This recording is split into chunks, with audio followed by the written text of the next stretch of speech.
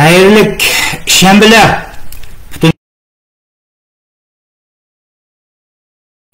Yana ben sizlarninki aldığınlarda, ekran aldıda. Bugün 3. ayının 4. ayının 14. günü 2024 haftaga shanba. Uzun bo'ldi sizlar degandek. Bunun birden bir sebebi var. O sebebi olsa roza günleri. Ben roza Ramazan günlerinde insanlarımızın rozını, rozdaki hatırcım tutsun degan nuqtani asas kılıp durup ben ekranga çıkıp bugünkü dünyada bulayotgan işler to'g'riliq hemen sözlemedim vatandaşlar. Bunun birden bir sebebi Ramazan'ı, rozını insanlarımız roza Ramazan günde ötküzüp olsun. Milletimizdeki dikkatini başka işlerge çaşmayla degan nuqta bilen hemen ekrandan jiroq turib turdim. Sebep şu. Ama sözlerle desek dünyada siyasi özgürlükler, siyasi vakalar günden günge ötkürleşip her türlü meseleler oturuğa çıkıvatıdı. Mesela Moskva'da teröristlerin hücumu yüz verdi degendek. Ondan başka her türlü kişiler dünyada yüz verip duruvatıdı hem de. Bundak meselelerini oturuğa çıkıp sözlep milletimizdeki zaten ben sözlüge vakti bazı insanlardan ki nervisinden kıtığı çuğulup gidiyor. Şu sebepten ben biraz tiniş turup duray, roz gündek bolsun degan maksat bilen ben ekran aldığı çıkamadım. Bugün benim ekran aldığı çıkışımdaki birden bir sebep var vatandaşlar. Yine burunki programlarımızda devamlaştırış roz ötüp gitti. Ramazan günleri ötüp gitti. Yine aslındaki boyunca bizdeki siyasi mülahiza sohbetlerimizin köpçülük sunuşunu devamlaştırışını maksat kılmamız vatandaşlar. Bugün haberlerde badek bence siyaset kızıqıdığan dostlarımız YouTube her yerden görüp duruvatıdı. Dünyada zaten uçup yürüdü. Şu tönögünden birisi İran İsrail'e tecavüz kılıdı degan to'g'riliq mesela Wall Street jurnalı bolsun bu yerden yani Amerika'dan bir yerde bir alaydan uqtirish chiqadi. Hazır qarsaqma Aqsaraydan bu to'g'riliq muxbirlarni kutib olish yig'inlari bo'lyapti. İran hakikaten İsrail'e tecavüz qılamdı qilmamdi. Qa vaqtida Amerika'nın Avrupa'nın pozitsiyasi qanday bo'ldi degandek. Bu to'g'riliq savollarga javob beryapti Aqsaraydan mı? Dünya zaten muşu meselini tört gözü bilen kütüp duruvatıdı desek buldu vatandaşlarımız. Zaten bu yerde bu uruş kandak buldu. Uruş bulandı, bulmandı degandek. Çünkü kaçandan tatip şu 10. ayının ötken yıl 10. ayının 7. günü Hamas terörçileri Gaza'ga tecavüz kılgandan keyin yani Hamas terörçileri İsrail'deki beguna kuralını öldürgenden keyin O'rta Sharqda yeni bir uruş atmosferası şekillengendi. Bunun arka görünüşü arka taraftan bevasıta kolu boğan. Yani teröristlerge bevasıta yardım beriyotgan bir yerde İran'ınki asta İsrail'le tutuş ihtimallığının yakın buluşu hem 4. ayının 1. günü İran matbuatlarında degandek ben İsrail'ini közge almadım vatandaşlar.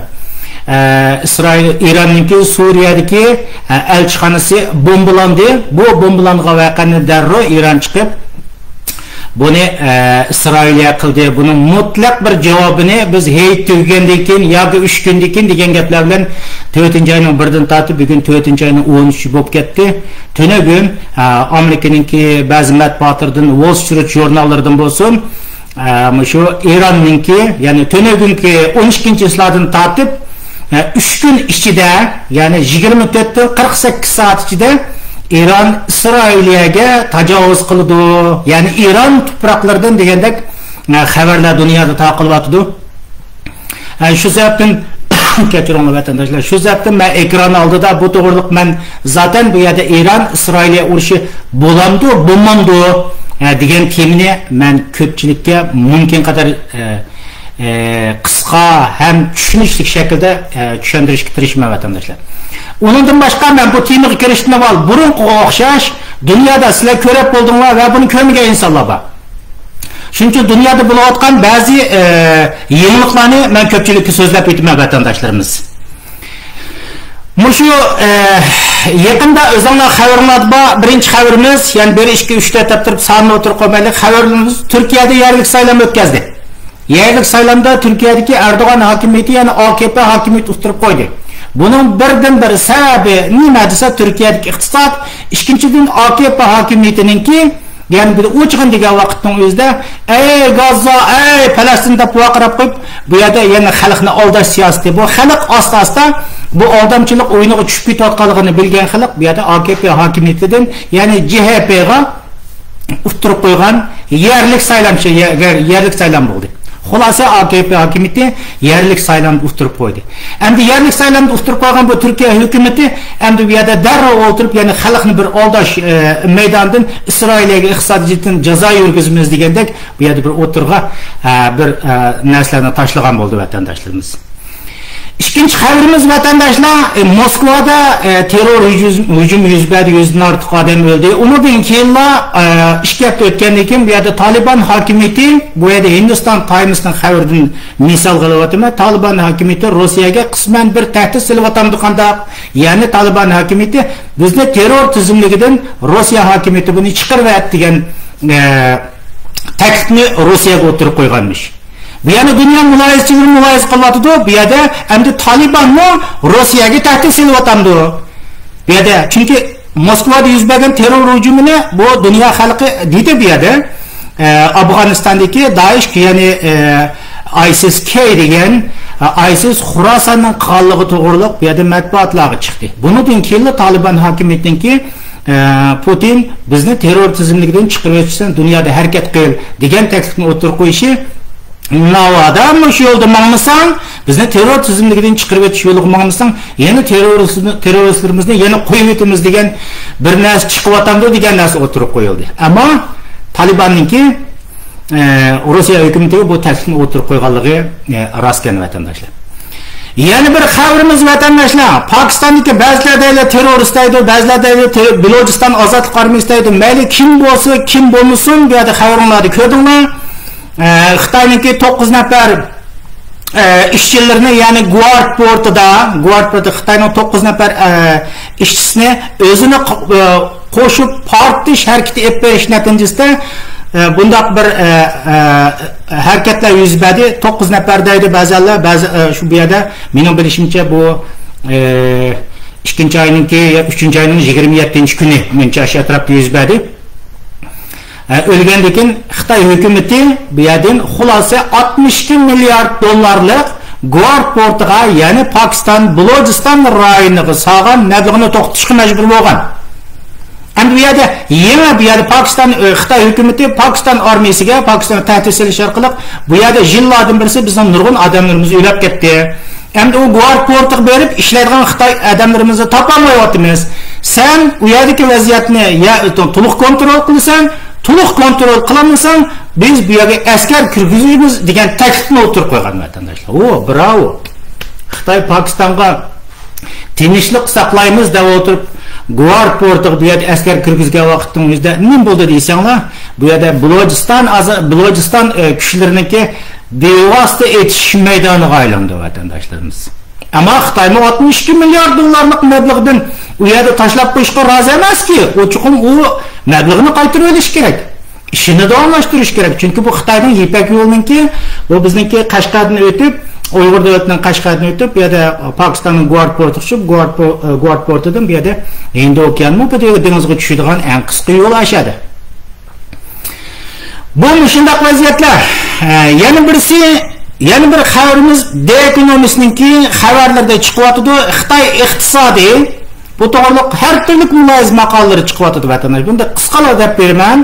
Xitoyning iqtisodi tamoman cho'kish davriga qarab turib mangan, to'liq qalaymaqonlashgan Xitoyning iqtisodi. Bu yerdagi muhim nuqta qaysi desa, Xi Jinping hokimiyati bu iqtisodni yana qayta asliga keltirish, taraqqiy qildirishning, rivojlantirishning yo'lini tutmay, naq aksicha muqimlikni, bexatarlikni eng oldiga qo'yganligi deb aytib, bu shart, bu qildigan ishi bu The Economist'ning xabarlarida turdi vatandaşlarımız. The Economist'ning xabarlari turdi vatandaşlarımız. Undan boshqa mening tushuncham bo'yicha men Netflix'ten Turning Point deydigan qaytish nuqtasi degan bir dokumentarlik filmni ko'rdim. Mening bilishimcha 9 seriyalik film siyosat qizdirgan qarindoshlar ingliz tilini bilgan qarindoshlar ko'rib yiqishinglarni umid qilaman. Nima degan vaqtingizda men inglizchadim yaxshi emas, ammo ikki qator ko'rdim. Ko'rish jarayoningizda shu Sovet ittifoqi davri, ya'ni Yaponiyaning atom bombasi yegandan tortib taki shu Putinning ikkinchi qator Ukraina urushi boshlagan qadar jarayonida butun dunyodagi siyosiy yo'llarning bunida Mike Pompeo bor, Condoleezza Rice bor, Trump bor, bu dunyodagi barliq siyosiy yo'llarning so'zlarini bu yerda qisqa aytib, masalan NATOning boshlig'i Jens Stoltenbergning so'zi bor, Jens Stoltenbergning degan so'zi qaysi desa, Putin azroq bir NATOni ko'rishni, ya'ni NATOning azlab ketishini, yo'qolib ketishini orzu qildi, ammo jixlab ketgan bir NATOni ko'ryapti degan ondadek amaliyat rost. Bu yerda Shvetsiya NATOga kirdi, Finlandiya NATOga kirdi. Bu yerda chiqadigan nuqta, uningdagi meniki chiqargan nuqtam qaysi degan vaqtingizda bugungi dunyoning ayni vaqtdagi Sovet ittifoqi davriga o'xshash rasmiy bir sovuq urush davriga kirganligini bu yerda yo'ritib beryapti deb turib tushundim. Yani bu yerda sovuq urush degan vaqtingizda Xitoy va bu Rossiyani o'z ichiga olgan bu diktator kuchlarniki g'arb qarshi ayni vaqtdagi Sovet ittifoqiga o'xshash bir shaklda kirganligini bu turning pointda, ya'ni qaytish nuqtasida tushuntirib beryapti dedim vatandoshlar. Ham buningda xulosa chiqarsa qaysi degan vaqtingizda bu turning pointdan chiqqan xulosada Sovet ittifoqi ayni vaqtda Amerika bilan sovuq urush jarayonida qilish jarayonining o'zida Afg'oniston urushi yuz berdi. Har turli urushlarga kirishdan boshqa g'arb dunyosini talto'kis yo'q qilish uchun bu yerda yadro qurollari musobaqasi qatnashish jarayonining o'zida davlat xazinasining 20% mablag'ini ishlatganligi. Amerika bo'lsa faqat bu yerda yana Amerikaning aqlliligini ko'rsatib berdi. Faqat bu yerda 5% GDP'sini ishlatish asosida Rossiya iqtisodining 20%ni har yillik GDP'sining 20% ishlatish jarayonida davlat xazinasida pul qolmagandan keyin eng oxirida tarqilishga majbur bo'lganligidek reallik ahvol chiqyapti. Buni men bugun shuning davomini degan vaqtimizda dunyomi yana bir sovuq urush davriga kirdi. Bu dunyoda bir hech qanday bir sir emas. Xitoy ayni mening bilishimcha bo'lgan vaqtimizda ayni vaqtdagi Sovet ittifoqining rolini olyapti deb turib o'ylayman. Nimishqa degan vaqtimizda Xitoy hozir masalan Pokistonga dedi 62 milliard dollarlik bu yerda Amerika Yevropani besib ketish uchun qilayotgan yo'llarga endi Pokistonga 62 milliard dollar, O'rta Osiyoda Ipak yo'li strategiyasi qancha milliard dollar mablag'ni saqlaganligini biz bilmaymiz vatandoshlar. Ammo mana shunda hammasini ko'chirib to'kyapti. Gap bu yerdagi nima degan chaqda bu savdo jihatdan Amerika Yevropani to'liq yutib olishni maqsad qilgan bir strategiya, Ipak yo'li strategiyasi edi. Mushu sababdan masalan Xitoy ayni Sovet ittifoqiga o'xshash GDP'sini mushu Ipak yo'li strategiyasiga Amerika Yevropa bilan bo'lgan sovuq urushga qanchalik GDP'sini masalan ko'plagan GDP'sini ishlatish asosida balkim Xitoyning iqtisodimi shu sababdan qanday beekonomist degandek va har kuni hurmatli ustozimiz Sidiqoji Ro'zi apandim bu to'g'riliq maqolalarni so'zlayotdi deganidek Xitoyning GDP'siniki menimcha bo'lgan vaqtimizda mushu Amerika Yevropa bilan bo'lgan sovuq urush jarayonida GDP'sini jib ishlatish sababidan iqtisodiy cho'kyapti deb turib o'ylayman vatandoshlarimiz. Xitoymi mening orzuyim ayni Sovet ittifoqiga o'xshash GDP'sini shunday temir-tezakka yo'lga toza ishlatish orqali asqatmaydigan qurollarga toza ishlatish orqali Suriyadagi, Irondagi terroristlarga toza qo'llash orqali eng oxirida iqtisodning shaloqqida cho'kib, iqtisodi yo'q bo'lib, Sovet ittifoqiga o'xshash shaloqqida vayron bo'lishni men orzu qilaman vatandoshlar. Bu nuqta mana shu. Undan boshqa men temaga kirishdan burun vatandoshlar, men bir narsani qisqaroq tushuntirib qo'yay. Yana orliqda ish qilmasak, yana bir oydak vaqt o'tib ketdi. Men 21-yil kuni yana ish qilmayman. Ish qilmasak, yana bir oydak vaqt o'tib ketdi. Bu tema qoldi-ki, men o'tganda xabarim bor. Türkiye'deki casusluq ve Türkiye'deki casusluq hakikaten ben azroq bir so'zlash jarayonining o'zida meniki so'zlarimni ba'zilar xato tarjima qilib olgan o'xshaydi. Az bir qism insonlar men hech qanday vaqt sizga deyil. Xitoy ishlagan har qanday bir ish bilan bo'lsa men tutilishni men chavak chalaman tushundingizmi? Bu yerda mening devatqinim shu so'zimdami dedim. Bu yerda undaq bo'lsa Suriyaga o'yindaq Xitoydan kelgan mushu jarayonlarning o'zida Xitoydan Tayland bilan Pokiniyadan kelib Suriyaga kirib ketgan odamlarning igisi kim? Anda bunun iyisini soraydigan adam yo'qmi? Shunday cho'ng ishlarni qilgan, Uyg'urda necha o'nning insonning o'lib ketishiga sababchi bo'lgan, yo'li ichpagan, hamkorlashgan insonlar bu qamoqning sirtida qilib, kichiklardan tutilib qolganligini hayron qilyapman. Anda cho'nglari deb o'tirib, insonlarimizga buning o'xshash ba'zi o'yinlardan yiroq turing, kirib ketmang dedim. Shu sababdan bu yerda nurg'un insonlarimizningki hamda o'rnidan turib har turli so'zlarni qilib ketdi. Men har kimning so'zlash haqqi. Insonga sen mening ko'z qarashim qanday debsan, bunday deb inkos qaytirish mening vazifam emas. Mening axloqim emas. Ammo shundan keyin ishga o'tgandan keyin bu yerda Turkiyadagi ma'lum bir muxbir Mushu Türkiye MİT'ninki istihbarat idorasining Uyg'urlarni mushu Suriyaga akirish jarayonlarida Turkiyadagi ba'zi tashkilotlarni hamkorlashib qanday ishlarni qilganligi, bu yerda nurg'unlarni poklik, detalli holatda 19 minut so'zlab berdi. Bu taqaldi ko'pchilik ko'di. Men yana shu insonlarga bir qator qo'yib, bu kim deb ozroq ko'rsatib qo'yman, ham o detallarning hammalarini men sizlarga so'zlab o'ltirmayman vatandoshlarimiz. Mushuni Facebook'umga doim takrorlab qo'shib qo'yman. Millatimiz ozroq tushunsin. Bugun u Suriyaga kirgan chiqqanlarning ishlarini faqat ularni terrorist deb qo'ldan kelib ishtirayotganligi uchun buning o'xshash muloyislar o'tirg'i chiqmayotdi. Yodimizda bo'lsin, qarindoshlarimiz bu chiqdi. Oldirmay har yerdan muloyizm qildi. Dunyoda echilmaydigan sir yo'q. Qarindoshlar. Herkese merhaba, yeni bir yayına hoş geldiniz. Yine dolu bilgi dolu bir yayında karşınızdayım. Fakat 3 minut anlayışla. Yarın izlerseniz izlediniz, sonra izleme fırsatınız olmaz. Çünkü işin içerisinde MİT varsa, Hakan Fidan'ın kirli işleri varsa jet hızıyla bu yayınlar yasaklanıyor. Arkasından da içerik tamamen kaldırılıyor. Neden? Çünkü işledikleri suçların, yaptıkları, çevirdikleri kirli dolapların bilinmesini, tarihe not düşülmesini istemiyorlar. Anlaşılabilir çünkü işledikleri suçlar gerçekten çok ağır. Bir gün bunların hesabını vermekten fena halde korkuyorlar. Türk medyasını tamamen susturdular. Ancak yurt dışındaki bir avuç sürgün gazeteci bu konuları değişmeye çalışıyor. Onları da sansürle engellemeye çalışıyorlar.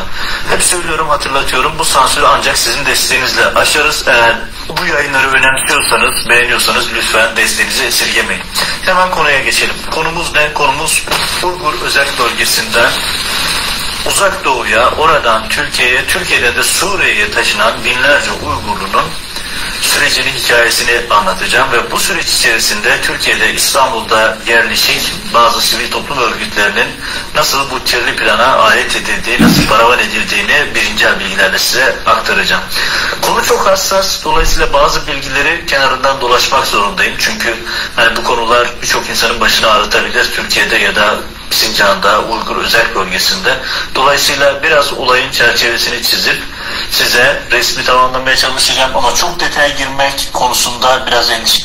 Muşu şahs şu vatandaşlarımız. Ben bunu 19 minutluk bütün yerlerini ben koyup bunu tercüme kılıp mulayız kılıp oltamayım vatandaşlarımız.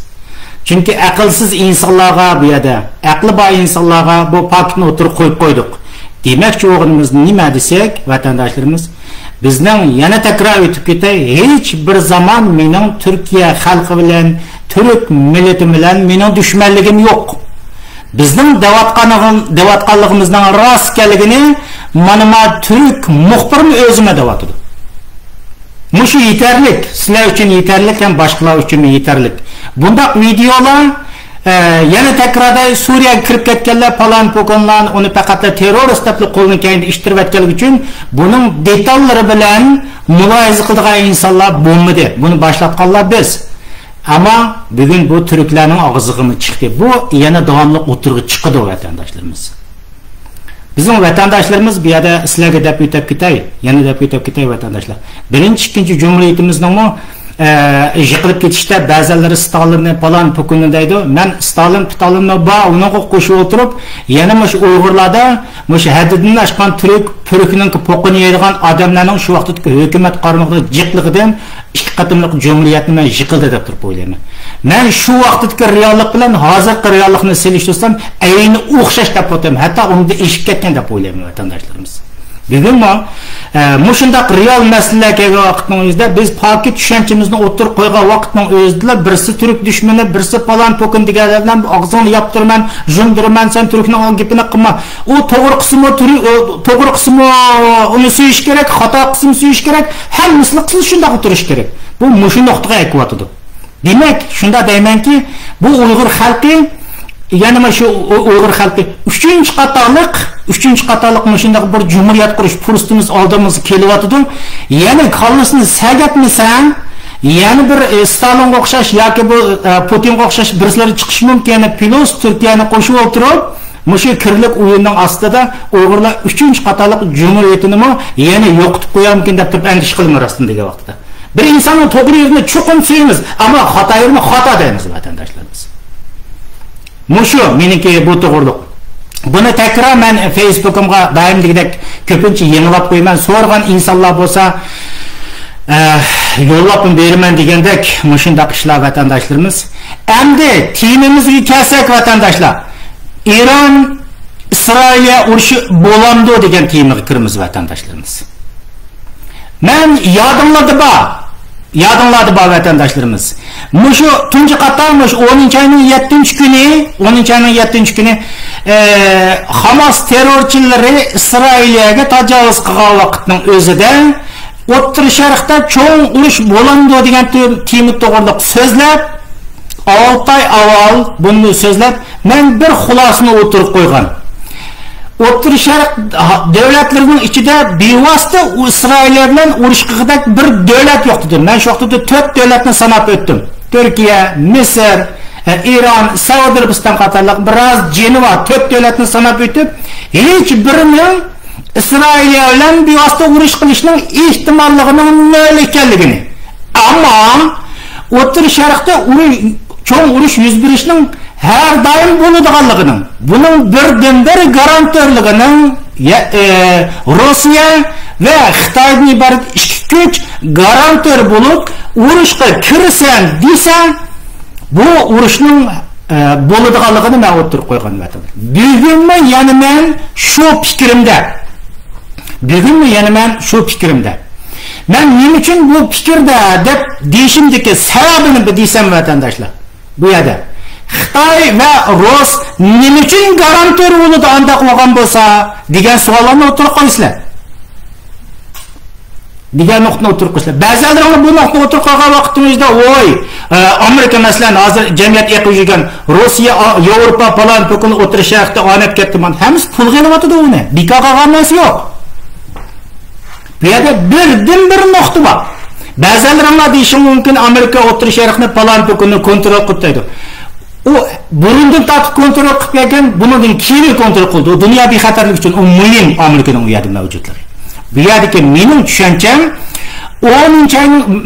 tushuncham, Rus va Xitoy uni garantör bo'lishi, masalan, Iran Isroilga urushi yuz bersa, bunaqa o'rdaydiganga Iran Isroilning garantör bo'lishiniki birdan-bir sababi men bundaq deb tushunaman vatandoshlarimiz. Ya'ni bu odam Uyg'ur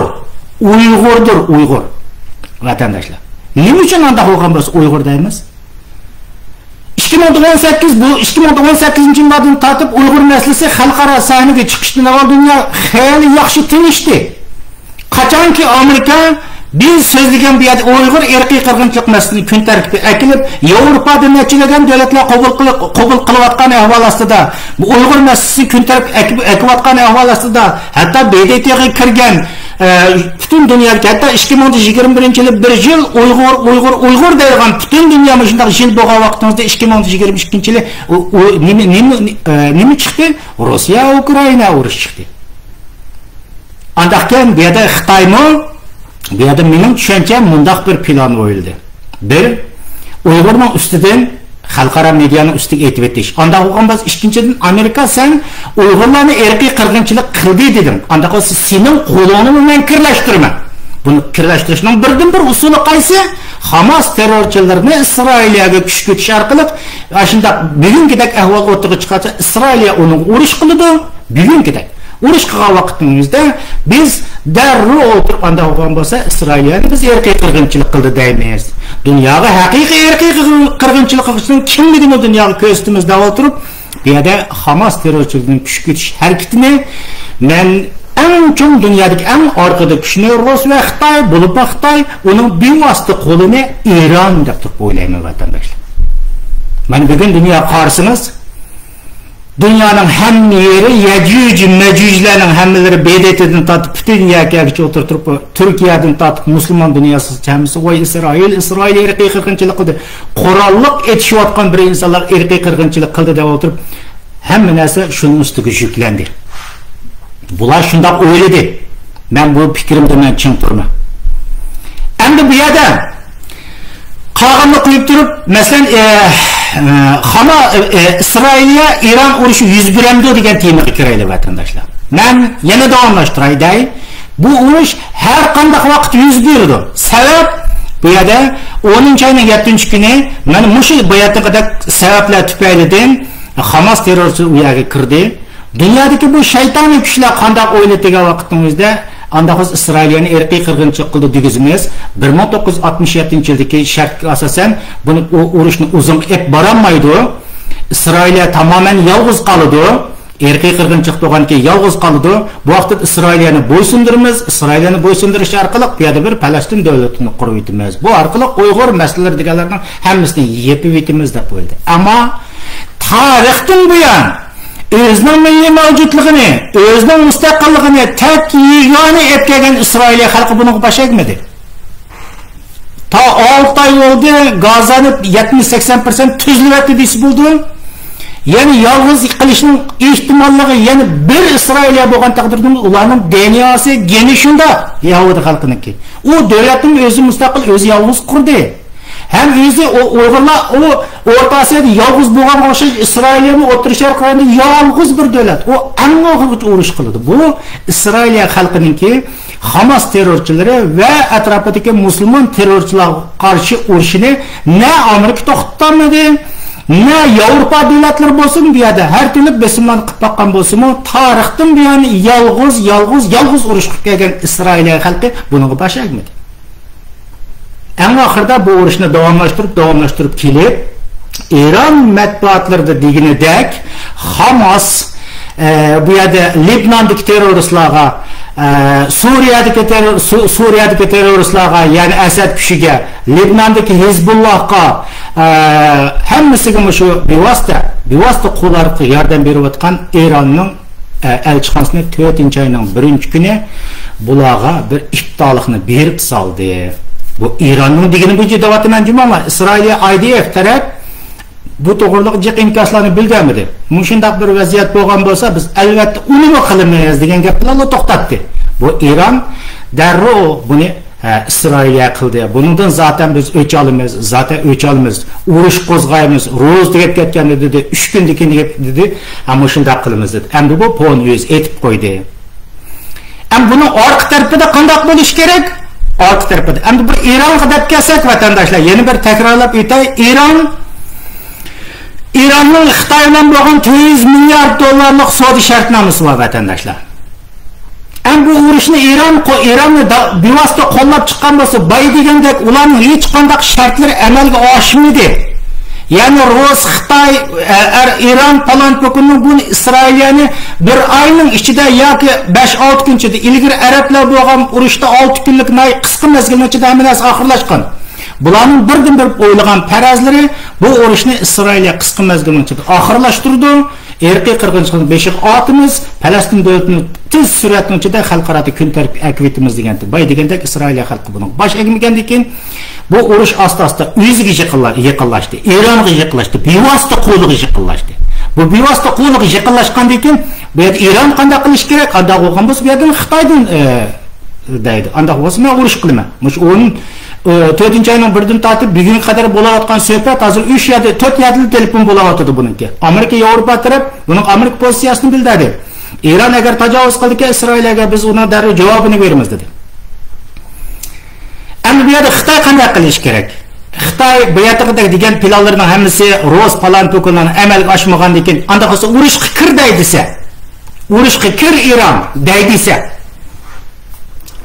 Falastinning masalasidan bir natija chiqdimi? Hamasning masalasidan natija chiqdimi? Chiqmadi. anda olsa urushga kir deydi bu yerda ziyonini tortadigan kim bo'ldi? Xitoy bo'ldi. Chunki 400 milliard dollarlik bu yerda mablag' bor uningki. 400 milliard dollarlik 25 yillik tuzgan bu yerda kelishim bo'lsa. Xitoy uchun yadimlarda bo'lsa, ikkiga eng muhim. Biri O'rta Osiyo muhim, ikkinchidan O'rta Sharq eng muhim. Chunki Yevropaga yetadigan yo'lida mush ikkiyadan ayrilib qolgan vaqtimizda Xitoyning kelgusida dunyoni, ya'ni Yevropa bilan birlashib, Yevropani elish, dunyoni elishning bir bu hech bir zaman amalga oshmaydi. Chunki xomashyo energiyasining ko'p 70%ni mana shu O'rta Sharq, ya'ni Fors qo'ltig'i rayonidan oladi. O'rta Osiyodan oladi, uni nega sotadi? Yevropa, Amerikaga sotadi. Endi anda bo'lgan bo'lsa Iran, Xitoy, davay anda bo'lgan bo'lsa sen Isroilni deysa, İsrailni anda desa, Isroilning Iranni urg'idek quroli yo'q, vatandoshlarimiz. Mana bu tushuntirib o'tib ketaylik. İranning Isroilni urg'idek quroli yo'q. Hozir Viyanninki First Post dunyoning xabarlarida ko'rdik. Iranning qo'lida orali 9 dona misail bor ekan. İsrailiya bilan İranning orlig'ini taxmini 2000 kilometr desa, aşağı İranninki İsrailiyaning bir bo'jiga yetib borgandek 1700 kilometrga yetadigan 9 dona misail bor ekan. 9 dona. Ham bu İsrailiyaning o 9 dona misailni u yerga olsa, İsrailiya bunda qarab turmaydi. O aqlli xalq, u yerda Iron Dome deydigan bir quroli bor ularniki. Kelganlar namusda vosh etib tushirdigan. Undan boshqa yana o bunu qimmatga İsrailiyaning $1000 qurolini biz $5000 qurolni atqichida o'tirib, ular yana lazerli qurolni u yerga tiklab qo'ydi. Kasamizning vosh etib Etvatganki İran 9 dona bombasidan keyin İsrailga yetib borgan qurolga erish uchun qanday qilish kerak? Bu yerda yordam so'rash kerak ya Xitoydan yordam so'rash kerak. Chunki ular bu İranning bevosita ziminda u yerga berib atalg'ida qurol oladi bor. Shuning uchun bu yerda birdan-bir garantor minadaqaning Rus va Xitoy bo'lishi kerak. Undan boshqa İran anda bo'lgan bo'lsa, buni 250 kilometrlik va 250 kilometrdan 300 kilometrga doiradagi buning kichik qurollari bor endi. Bu qurollarni nima etish kerak desa, bu ya bu Suriyaga kirish kerak, ya bo'lmasa Libnonga kirish kerak. Veya bo'lmasa Hizbullahning qo'liga berish kerak, bular orqali hujum qilish kerak. Oqshom 50 ni atdi Hizbullah İsrailga, 50 ni atdi. 50 ning hammasini Isroilga etib tushirib bu yerda bu bichara İranning endi rostdan degan vaqtimizda put-qo'li bog'liqlik o'ltirdi. Xitoy İranni emaslan, İranni ishiltish orqali İranni ishiltish, İsroilga tajovuz qilish, İsroiliya bilan urush qilishni, bu albatta İsroilni yo'q qilishni orzu qildi. Ammo bu İranning mollari dunyodagi eng shayton mollalar vatandoshlar. Beshi pitlab ketgan mollalar ular. U mollalar qanday qildi degan, burundan tortib 80-yilda O'rta Sharqda bo'lgan urushdan hammasiningidek o'zini yiroq tutib keldi. Uning qilayotgani o'ziningki vakil kuchlari bevosita bo'lmagan, ya'ni vasitlik bo'lgan, masalan, bayatınki Suriyadagi o'zining kuchlari bor. Asad hokimiyatimiz zati u qo'llaydi. Libnondagi terroristlarni boshlar qo'llaydi. Iroqdagi Shia militarlarini shular qo'llaydi. Mushunda qilish orqali ashlar orqali u joyinda parakandlik terib keldi. Endi İran Hizbullahni kuchga vaqtimizda Hizbullahmi o'zining qo'lidagi qurolning soni cheklab, otgan bombalarini etib tushirayotgandan ularni maqchib qarab turdi endi. Buni shu 6 oylik bu O'rta Sharq urushi jarayonida, Gaza urushi jarayonida bu ko'rdi. Shuning uchun bu yerda mayli Hizbullah bo'lsin, mayli Asad hokimiyati bo'lsin, Iroqdagi mayli shiyalar bo'lsin, bular hammasi maqchib qarab o'ltadi. O burunqi davr katta u. Manchi ming odamdan bo'lgan bo'lsa, urra deb turib, mansa qarshisidagi davlat kofini ichib o'tirib, hammasini havoga to'sib ketadigan gap. Ma texnika aql bilan bo'ldigan urushdan o'zgil kelgan chaqda ish ahvoli shu. Shuning bilan Xitoy hukumati İsrail ham buni bilgandan keyin İran manbalari buncha deyapman. İsrailiyani demadim. İsrailiyanda bo'lgan bo'lsa, qolgan kuchlarimizning hammasi o'tirg'i chiqolmadi. Hizbullahimiz o'tirg'i chiqolmadi. Asadlarımızı o'tirg'i chiqqanmidi? Iroqdagi shiyalarimiz o'tirg'i chiqqanmidi? Anda bo'lsa keling Isroil deb o'tirib 4-oyning 1-kuni Iranning Suriyadagi elchixonasiga iftolikni bek yaxshi berib o'tdi. 9da, ba'zilari 7daydi, ba'zilari 11daydi. Onun ichidagi eng chong ikki generali, ya'ni O'rta Sharq rayoning ishlarini yurgizgan ikki generaliga hammasini qo'shib o'tirib, u dunyoga bay deb aytdi. Qanday qilish kerak? Bu yerda Iran eng qattiq qisilib qolgan bugungi kunimizda Iran.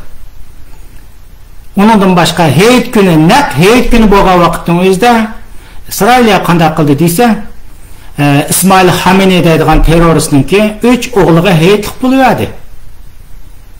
Mashinada ketayotgan vaqtning o'zida bu yerda bomba bilan birini qo'yibdi, uchisini o'tirtirib havoga to'zdirdi. Ularga hayitning 1-kuni hayitlik qo'ydi. Isroilning bu degani men bu yo'limdan qaytmayman degani. Har qandoqingiz bo'lsangiz, men burunmi yolg'iz urush dunyoda shunda yolg'iz turib urush qilib kelgan, bugunmi yolg'iz qolsammi, men bu niyatimdan qaytmayman deb aytdi. Iranni keling deb aytdi. Anda bo'lmasa Iran qanday qilish kerak? Boy degandek, Aran 9 dona misail tursa, Isroilga yetib bordigan. Bu yerdagi Hizbullahları, Asadlari, Shia millatlarning hammasidagi qo'l ahvollari bu iqtidoriy qurollar bilan tursa, nima sizlar urush qildindak bo'lsa? Uning yana birisi balasi qaysisi dron va biraz ilg'arroq bo'lgan dronlar bor. Ammo bu dronlarni qanday qildi desa, bu yerda Isroil bu yerda o'zining Iron Dome bilan va yoki lazerni quroli bilan hammasini kofeni ichib o'tirib, havoda taqtoqda $10 yetmaydigan qimmatli lazerni quroli bilan hammasini tushirib o'tdi.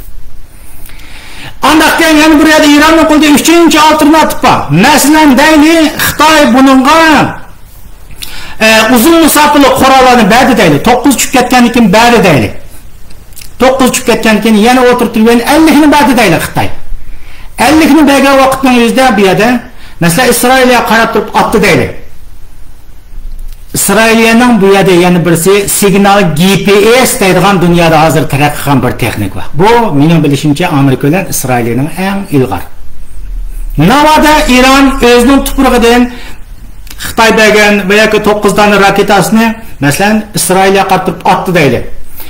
Qarishtirib kelayotgan Isroil bada GPS yana radar, hammasi radar orqali bo'ldi. Siz mashinada ketayotgan bo'lsangiz, siz GPS orqali ishlatasiz-ku. O'zingizning adresini yozasiz, ikkinchilar qarshi tarafning adresini yozasiz. Shu vaqtda mashinaga o'tirasiz. Bu GPS ko'rsatadi. Undaq bo'lgan bo'lsa, naq buni bombani misol qilaylik. Bombaga masalan o'tirib, o'zining turayotgan yeri Iran. Shunday yeri masalan Isroilning Hayfa deyli. Hayfa rayoni qanday bo'lsa, bu to'g'irlab qo'ydi, bombani otdi deyli. Anda bo'lsa qarish taraf, bugungi texnika bo'yicha Isroilga taraf GPS-niki shu boshqarilgan bombaning shunday yeri Hayfa degan yerini o'tirib nol qilib aschi. Nol qilib bitaladi. Andaqda bomba uchib berib, eng oxirida qanday qilish kerak? Bu boshqarilgan bombaning birdan-bir alayidligi qarish tarafdagi nuqta nol bo'lib ketgan vaqtimiz izini topolmaguncha u qaytib keldi. O'ziga qaytib keldi. Iranning mollolari o'tirib tasbihni sir o'tirib 2 3 4 ni etib qarab o'tirsa, qarish taraf tushadigan ya'niki bomba etildigan ya'ning doirasini bu yerda GPS-dan juvatgan vaqtimizda signal orqali bu yerda juvatgan vaqtimizda topolmaguncha bomba o'zi qaytib keldi. Undaqda Iran o'zining bombasini o'zi urishga majbur bo'ladi.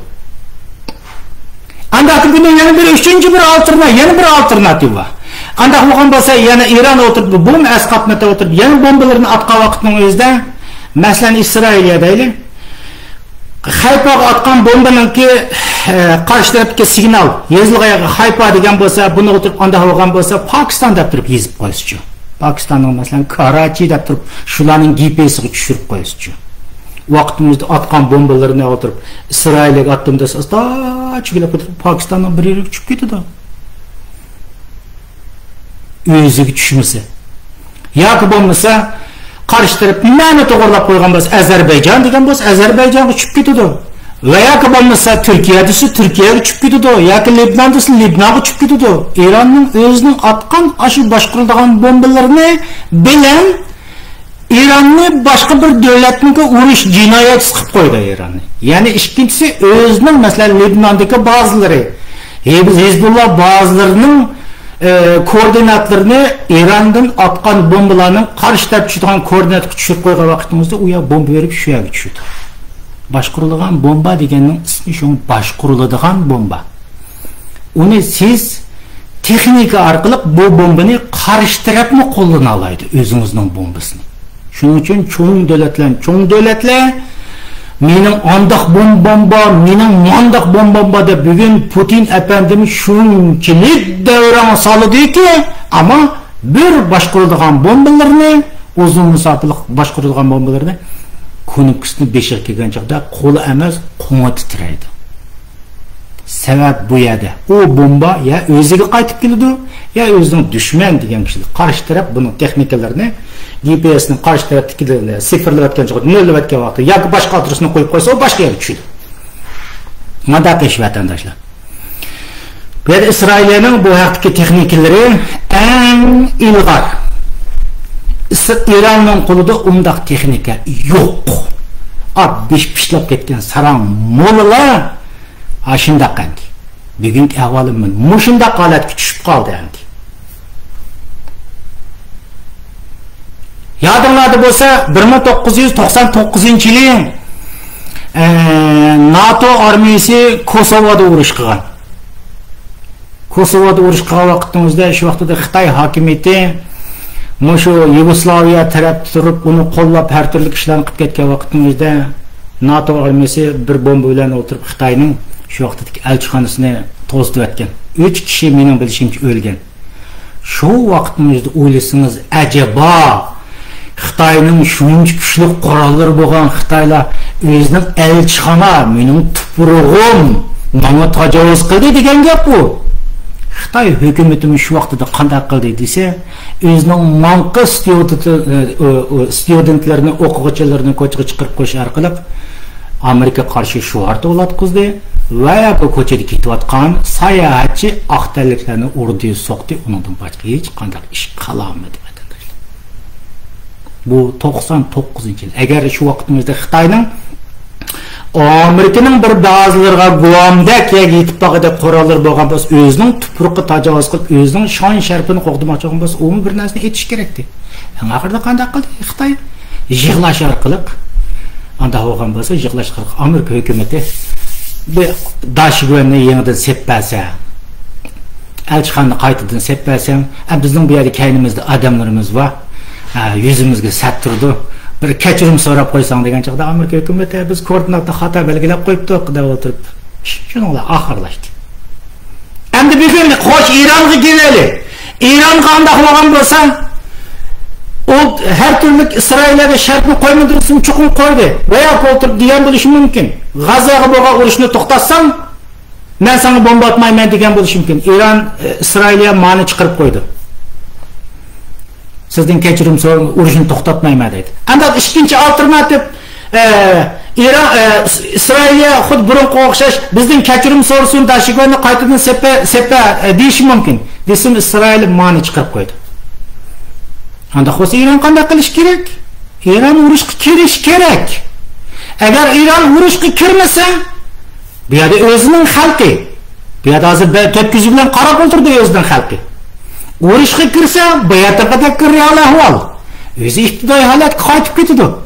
Ya'ni 6 oy ichida gazaliklar tuyuqsizlik yengoy ko'chib qolgandek, İranliklarning 6 oy ichida hammasi yengoy ko'chib qoladi. Unda takshi uylar ko'chib qoladi. Takshi uylarga urilishib oladi. Xuddi Gazzaga o'xshash. Ya'ni İranning bu yerda o'zida ish bo'lgan og'ich problemlari bor. Navada masalan İran İsrail bilan tutishib qolgan vaqtning o'zida bu Amerika Yevropaning yordam beradigan tabiiy aniq. Ammo o'zining ichidagini desak, bu yoqdan mening bilishimcha paraz, ammo buni men ishim bu so'zimni tushundim. Pokistondagi blogchilarni Eronga g'oldirlik bilan aytiladi. Bu yoqdagi Ozarbayjonda Eronga g'oldirlik bilan aytiladi. Chunki Eronda 40 million ozarbayjonliklar bor. U tarafidan kurdlar bor. Kurdlarni Eronga g'oldirlik bilan aytiladi. vaqtida Iran ibtidoiy davrga to'liq qaytdi degan gap. Talto'kis shaloqchilik u yerdan bu yerdan parchalandi degan gap. Men shunday bo'lishini umid qilaman vatandoshlar. Shunday bo'lishini umid qilaman. U mayli boshqalar mendab axlisin, Isroilga uni qilib, buni qilib, har turli askarliklarni qilgan bo'lsin, bu musulmon dunyosini Shia, Sunniy deb Arab degan bu saran xalqning hammasining vatvargin chiqiribdi. Vatvargin chiqiribdi. Iran bugün mush holatda ahvollarni men deb berdim vatandoshlar. Mush holatda. Iran mayli tajovuz qilsin, mayli tajovuz qilmasin, bu yerdagi birdan bir o'zi tegi-tegidan so'kilib ketadigan davlat Iran. Hatta parchalanib ketadigan, so'kilib ketadigan davlat Iran. Bu urushning chiqishidan eng qo'rqadigan yana bir davlat qaysi degan chaqdingiz? Turkiya. Eng qattiq qo'rqadi bu urushdan. Nima ishqan? Türkiye onu tutup Azerbaycan'ım, Türk'üm deb qo'ygan bilan hozirgi telefon qilib, ammo shtabda Eronga sen tajovuz qilma, Isroilga tajovuz qilma. Voy, hala sizning dushmaningiz Isroil-ya. Unda bo'lmasa nima bugun Turkiya Erdo'g'an xabarlarda chiqyapti. Eron sen Isroilga tajovuz qilma, bomba atmadi. Nima uchun? Bu yerda real ahvollar Eron o'tirib kelgan vaqtning o'zida Erondan yana oz kam 10 milyon ko'chman ne qochdi? Turkiyaga qochdi. Ayni vaqtda Erdo'g'an hokimiyati Suriyadagi ishlarga aralashib qo'yib, kam degan chaqda 7-8 milyon Suriyalikka bekorga erishmadi. Turkiyaning iqtisodima mayoq qarab turibdi. Bir davlatning iqtisodining cho'kishi normalsiz ko'chmalar tufaylidan ikkinchidan yatavrash orqali to'liq vayron bo'ldi vatandoshlar. Yatavrash ikkinchisi insonlarning normalsiz ko'chishi. Erondan anda bo'lgan bo'lsa 7-8 milyon bu yerda ko'chman o'tirib chiqib Eronga qarab turib, Turkiyaga qarab turib mangan bo'lsa, bu buning bilan to'xtamaydi. Buning bilan to'xtamaydi. Eron u yoqdan go'mishni toza urdiki aytilib, urgan vaqtida o'tirishdagi butun terroristlarning hammasini nega mangdi? Eronga keldi. Eron orqali nega mangdi degan chaqda Azerbaycan o taraf turib qarab mangdi. Azerbaycan o taraf turib qarab mangandan keyin bu O'rta Osiyo u yoq qarab turib mangandan keyin buni qanday qilish kerak? Bu yerda Putin apandimning orqa bag'chisiga o't tutishga boshlaydi. Ya'ni Xitoy bu yerdan ansirgan O'rta Osiyo qarab turib mangdi bu ish. Bundan shu soatdan bu Turkiya hukumati, Xitoy hukumati eng ashaddiy qo'rqdi. O'zi ishni xatomi shunda boshlab qo'ydi. İsrail hükümeti bu. İsrail'e dair bundan asla vazgeçmedi. Çıkın hammamiz bo'lsangiz o'tirib. Gazani qanday qilgan bo'lsam, Gazanın kopyasini ayni davlatimizda qaysini chiqsangiz men kopyalab qo'yman dedi. Ash kopyasini tutib yepishtirib qo'yman dedi. Shuning uchun biz birinchi qatimli suhbatimiz bo'lgan vaqtimizda O'rta Sharq rayonida cho'ng urush yuz beradi degan vaqtning o'zida biz 4 davlatni misol qilib hech qaysining o'z oldiga tajovuz qilishi ehtimolligining nol ekanligini o'tirib qo'ygan vatandoshlar. U bugungi yolg'on dunyodagi o'rpiganda Turkiyaning ondaq narsasi bor, Xitoyning ondaq narsasi bor, Rossiyaning ondaq narsasi bor degan narsalar u istiloatdagi narsalar, dunyoda texnika degan narsa olmishib turdi, taraqqiy qilib turdi. Tönögün Angliya o'zining yana lazer nurli qurolini o'tirib qo'ydi. Maliyati eng tuvan bo'lgan. Odatda dronni orqali etib tushasa, uning maliyati biroz yuqori. Masalan, dronni boshqaradigan bomba orqali etib tushsa, uning maliyati yuqori. Ammo dron qanday qurollar bo'lsin, bu davlat mudofaasida hozir yangidan Isroilga erishgan, Amerikada bor, bu lazer nurli qurol orqali kelgan narsalarni qisab, kopiyani ishga o'tirib $10 yetmaydigan maliyatlar, mayli $5,000 dron bo'lsin, mayli 5 millionlik boshqarilgan bu bo'lsin, hammasini kopiyani ishga o'tirib, hammasini tushirib yetadi. Erondagi bu pishlab ketgan mollaning qallasida aql yo'q. Shuning uchun bugun 4-oyning 1-kunidan tortib hatta deyli 2023-10-oyning 7-oylik urushni siz hech bir zaman bu yerda Gaza bilan Isroilning emas, muayyat etqochi Isroiliya bilan Eronning urushi, Isroiliya bilan Hizbullohning urushi bo'layotdi. Isroiliya bilan bu yerda Libnonning urushi bo'layotdi. bu yerda Isroil bilan vaqt kelib qolsa, keyindagi cho'ng kuchlar bilan o'tirishlik urushlar bo'ladi. Shu 6 oyning jarayonida birisi u yoqdan bu yoqqa medirlay olmadi. Shu sababdan bu yerdagi real ahvol tufayli Iranning Isroilga urush etish ehtimolligi to'g'an vatandoshlarimiz.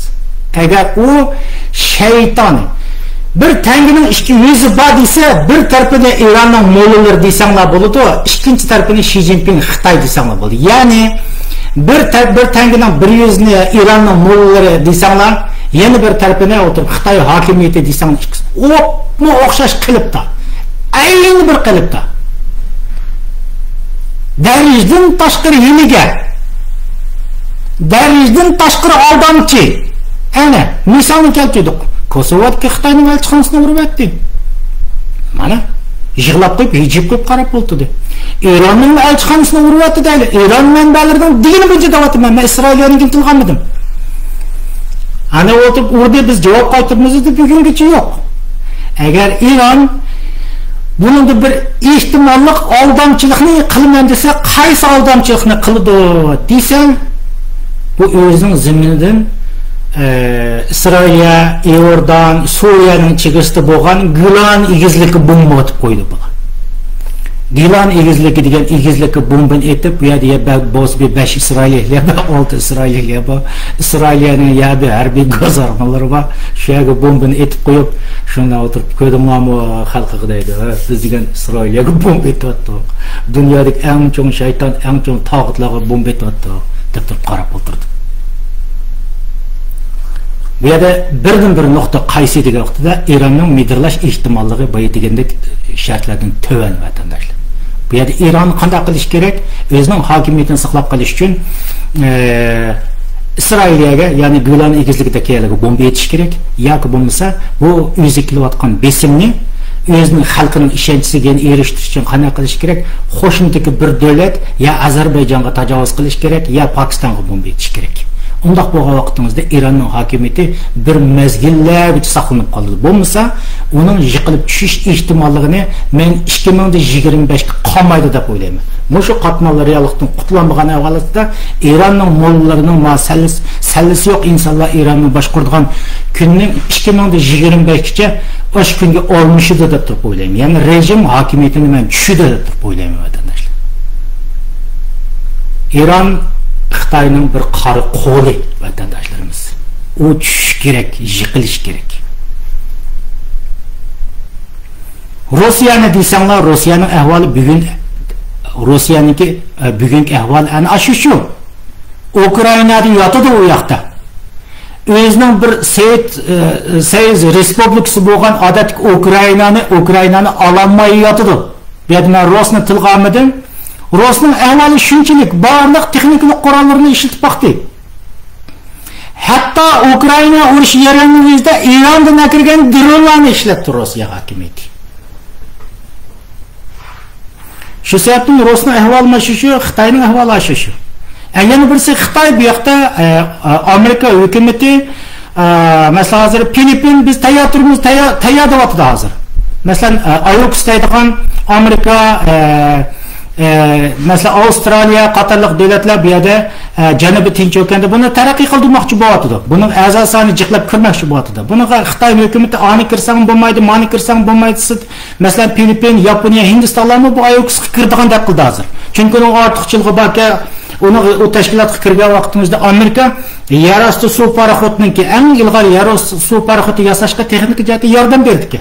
Tumi tezakni o'zi chiqarsa şu devletler öz çıkarsa Amerika teknik cihati yardım verirdi ki denizin astı Janubiy Tinch okeanı kendine 60 yetkizib atadi deniz astı su astı paraxodni en ilg'or bo'lgan. Bu yerda Tayvan masalasidan boshqa yana o'tirga Filippin o'tirga chiqdi. Endi Filippinga cho'ngchilik qilman debdi Amerika hukumati, Biden hukumati nim dedi. Biz Filippinni to'liq qo'g'daymiz dedi. Hatta Hindiston nim dedi. Hindiston bizni Filippinni qo'g'daymiz dedi. Ishchatak. Xitoyning ishchatak. O Tayvandan boshqa. Shuna bo'lgankan bu yerda Eron vatandoshlarimiz ashinchilik taskinga qilib qoldi. İran bugün tacavüz kılmasa, tacavüz kıldı. Tacavüz kılmasa, bir aydan keyin tacavüz kıldı. Bir aydan keyin tacavüz kılsa, 2 aydan keyin, 2 aydan keyin tacavüz kılsa, 6 aydan keyin çokum tacavüz kılışqa mecbur vatandaşlarımız. Çünkü aşınıga kıslık kivatıdı aşınıga. Aş yolga kivatıdı. O tacavüz kıldı degen gapning o'zi İran kelgüsünün özde yeni ögü köçüp alıdı desem o to'g'ri bo'ldi. Urush uncha jiqlab bir Gazada bo'lgandek undaq o'tirib hammalarga o'ngishib undaq bo'lib ketishini atayin ikkisini o'tirib urush yuz bergan vaqtimizda Eron Isroil shu uning eng ilg'or qurollar bor F-35 dan tortib hammasi Eronning uni to'sqidek qanchalik texnikani bera oladi Rus Xitoylar qanchalik texnikani bera oladi bilmaymiz. Menimcha berishini atayin vaqtimizda Eronning yadro elektr stansiyalari mühim noktalardan hamısını bağıştırıp şu ordu deken gap. Ziyan kim oldu? İran oldu deken gap vatandaşlar. Muşundaq iş. Xulasa vatandaşlarımız bu İran bilen İsrail'e oturuşta bevosita yüzleşadigan cho'qim keladi vatandaşlar sizlarga. Çünkü İsrail'e O'rta Sharq rayonimizda xotirjam yashayman desa, İranni yo'qotmay o'tirib İsrail'e xotirjam yashamaydi. Hem O'rta Sharq rayonlari hozir shu Isroiliya bilan masalan Trump davrida İbrahim kelishimi degan kelishim bo'yicha Arab davlatlari nurg'unlari Isroiliya bilan biz kelishimiz bu yerda xotirjam yashaymiz deyapti. Xotirjam yashaymiz deganga qo'shilmayotgan birdan bir davlat qaysi desa Iran, uning kaydiga Xitoy qo'shilmayapti. Andaqkan bu yerda Isroiliya O'rta Sharq rayonida mangulik tinchlikni o'rnatib qolgan arab davlatlaridan tinch shaklda yashashni qo'lga keltirish uchun bu yerda Eron degan bir kuchni cho'qim yo'qotish kerak. Eron degan bir kuchni yo'qotmasa, bu 10-oyning 7-yilidagi voqea 6 oydan keyin yuz berdi. 1 yildan keyin yuz berdi. Bu yuz berdi. Chunki bu u rayonning tizgini, asosli terroristlarning tizgini shu Erondan iborat bu shayton mo'g'ullarning qo'lida. Şu an bugünkü işkiga vaqtimizda mening orzuyim bugun tajovuz qilib kirsa, Eron atli bitib ketsa men uchun yaxshi.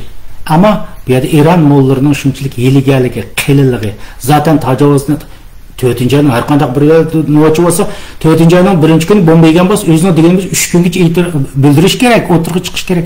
Yo'q. Shayton. Bular dalildan tashqari o'tib ketgan, hatto shaytonni o'qitadigan shayton Eron mo'llari shu vatandoshlarimiz. Bizning ichimizda hali jiq. Mushuni olib keldik Eron mo'llariga o'xshash. Dushmaning nadisi Xitoy deydi, qoni nadi boshqa yerda. Dushmaning nada o'tirib desa, shu vatandan chiqqan nurg'unlarma, "Voy Xitoydan anda qoldim, Xitoydan manda qoldim" deydi. Bu musulmonning ba'zilarining mana mushundaq maraziyalari bor vatandoshlar. Nima ish keldim Yevropaga desa Xitoy ani qildi, Xitoy mani qildi, shuning uchun keldim deydi. Bu yer kelganda keyin o'tirib Amerika Yevropani o'tirib shunda g'ajilashga boshlaydi. Nima ishga bakara g'ajilaysi desa muqaddas kitobimda shundaq narsa bor deydi. Mana shundaq maraz tushundingmi? Shu sababdan bizniki dushmanimizni palon to'qinimiz deymiz. Mujohid degan xuma boshqa yerda ish qilib shundaq real ahvol shundaq vatandoshlar. Bu qatim ishda Eron mo'llariniki shayton yuzi bir qator xalqaro o'tirib ochiqdi. Buni Isroiliya o'tirib ochiqqan bo'ldi. Xalqaro degan bo'ldi. Yana birisi bu yerda Isroiliyaniki yana qattiq urushiga Amerika biroz hozir chiqayotgan matbuotlarning media oldiga qaraganda chaqda Amerika sal o'pganni besibol deyotgan o'xshaydi ahvoldan qaraganda chaqda o'zida. Men sizlarga Isroiliya bu yo'lda Amerikaning gapini anglamaydi. Sizlarga qo'y vatandoshlar. Bu yerdagi birdan bir nuqta qaysi desa, Eron erkaklarcha o'tirib chiqarish kerak. Erkaklarcha o'tirib chiqarsa, bugun desa, o'g'in bu urush cho'qim yuz berdi vatandoshlar. Bu yerda Eron mo'llarining o'tirib chiqolmasligiga sabablarni men bayatidek ahvolda deb qo'ydim vatandoshlarimiz. Xulosa, bugun Eron bilan Isroil o'tirishda urush yuz bermasa, Eron mo'llari mavjud bo'lgan ahvol ostida yuz bermasa, yuz bermasa o'g'in yuz berdi vatandoshlar. Bu yuz berdi bu yerda. O tinchlik, o degani hech qaysi bir amalga oshmaydi vatandoshlarimiz. Shuning uchun real ahvolga qaraylik. Real ahvalga qaraylı, vaziyatni kuzataylik vatandaşlar. Qolgan ishlarni amallar reallikqa sizdan deyishaylik anda qo'ygan bo'lsa vatandaşlar. Bugungi suhbatimiz mushagicha bo'lsin, yana uzab ketdi. Ko'rishgaman bo'laylik vatandaşlar. Xo'sh.